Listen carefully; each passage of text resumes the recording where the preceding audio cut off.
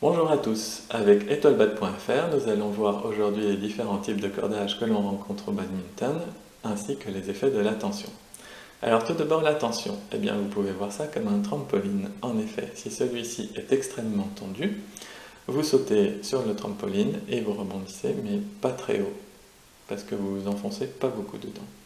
A l'inverse, si le trampoline est extrêmement détendu, eh bien vous sautez dedans, vous vous enfoncez et après peut-être que vous en ressortez, mais en tout cas pas de manière optimale. Eh bien c'est pareil pour un cordage au badminton. C'est-à-dire que si les cordes sont extrêmement tendues, le volant va venir frapper votre cordage et ne va pas s'enfoncer beaucoup. Donc il va repartir très vite de votre cordage, mais par contre pas très loin. C'est pour ça qu'on dit que lorsqu'une raquette a une tension très élevée, ou un cordage a une tension très élevée, eh bien on a un très bon contrôle dessus, mais par contre on perd en puissance. Et c'est vrai à partir de 11 kg, à partir de 11 kg, 12, 13, vous commencez à perdre énormément en puissance. A l'inverse, si le cordage est complètement détendu, eh ben c'est comme pour le trampoline, le volant va s'enfoncer dedans, vous n'aurez aucun contrôle dessus, essayez de jouer avec un filet à papillon, c'est pas très facile. Donc le volant va s'enfoncer dedans et après il ressortira mais pas de manière optimale. Ou alors peut-être que les cordes vont s'écarter et que le volant va rester coincé dedans, c'est pas l'idéal non plus. Donc en fait au badminton, pour une puissance optimale, il y a une tension optimale et cette tension est comprise entre 9 et 11 kg. Mais alors vous allez me demander pourquoi est-ce que les joueurs professionnels ont-ils eux une tension très élevée sur leur cordage de badminton? Eh bien, il y a plusieurs raisons à cela. La première, c'est qu'ils sacrifient volontairement de la puissance pour gagner en précision et en toucher. La deuxième est qu'il peut y avoir une sorte de concours d'ego entre les joueurs et celui qui a la tension la plus élevée gagne, entre guillemets. La troisième est que plus un cordage est tendu, plus le point optimal d'impact pour frapper le volant se réduit. C'est-à-dire que si vous avez un cordage plutôt détendu, vous allez pouvoir frapper également ici, ici, ici, ici ou ici, alors que s'il est extrêmement tendu, ce point optimal d'impact se réduit. Les joueurs professionnels ont une très bonne technique, comme chacun le sait, et souvent ils frappent au milieu. Donc en fait, monter en tension pour eux les pénalise moins qu'un joueur lambda. Du coup, concrètement, qu'est-ce que l'on conseille à un joueur de club comme tension? Eh bien, si vous êtes plutôt débutant, nous vous conseillons une tension de 9 kg. Ainsi, les frappes décentrées seront pardonnées et vous conserverez une bonne puissance. Si au contraire vous êtes un des meilleurs joueurs de votre club, nous vous conseillons 11 kg. Ainsi vous gardez une bonne puissance et vous gagnez en précision et en toucher.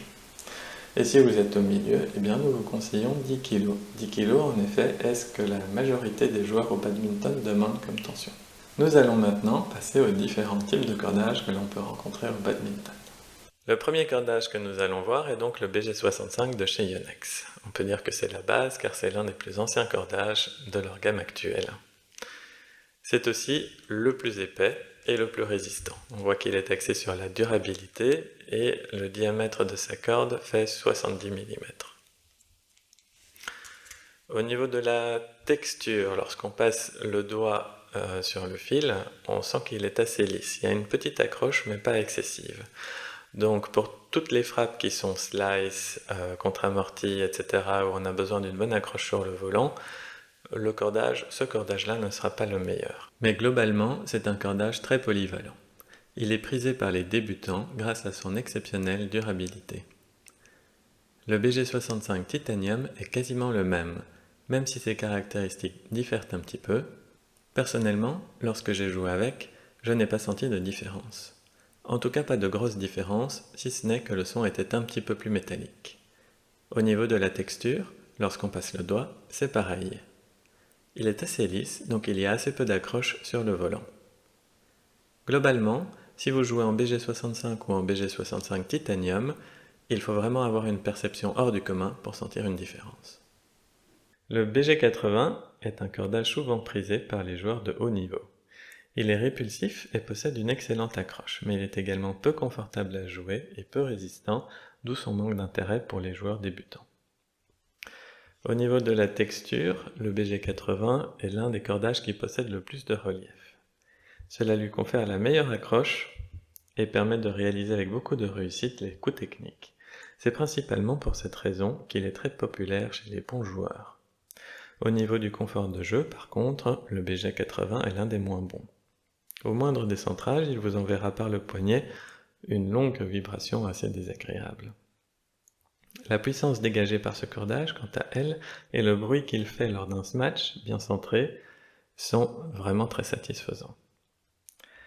Contrairement au BG65 à des tensions raisonnables, le BG80 entre dans la catégorie des cordages plus fins. Ils peuvent casser directement lorsqu'une frappe est décentrée. Voici à présent le BG66 Ultimax. C'est le cordage le plus confortable qu'il m'ait été donné d'utiliser. En effet, lorsque vous frappez le volant avec ce cordage, il amortit extrêmement bien les chocs et les vibrations désagréables.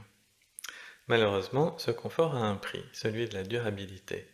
Ainsi, peu ou pas de joueurs pro l'utilisent car avec leur force de frappe et leur tension, ils en casseraient trop dans un match. La texture du BG66 est relativement lisse, mais pas autant que le BG65. Il fait partie des cordages fins. En effet, il a un diamètre de 65 mm. Vous n'aurez donc pas besoin de le tendre autant qu'un cordage plus épais pour avoir un bon contrôle.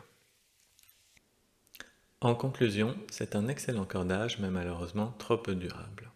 Pour vous donner une idée plus précise me concernant, le BG66 va résister 2 semaines en moyenne, contre 3 semaines à 1 mois pour le BG80 et 3 mois pour le BG65.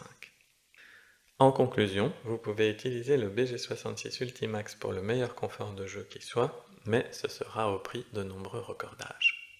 Passons maintenant à une gamme plus récente de cordages de chez Yonex, la gamme Nanoji.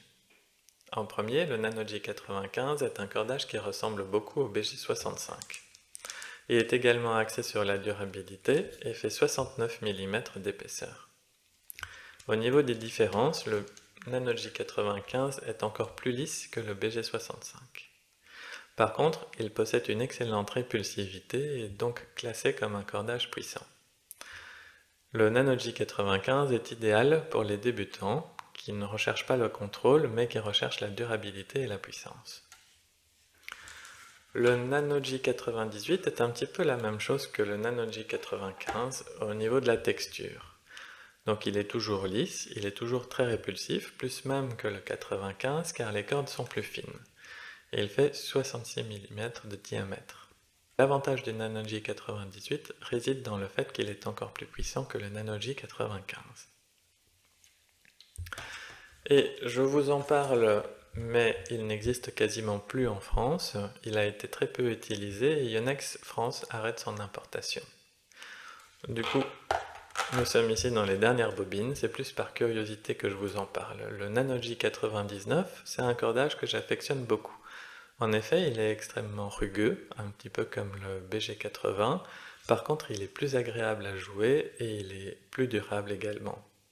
Son désavantage par rapport au BG80 est qu'il est moins puissant, c'est un cordage qui est plus orienté vers le contrôle.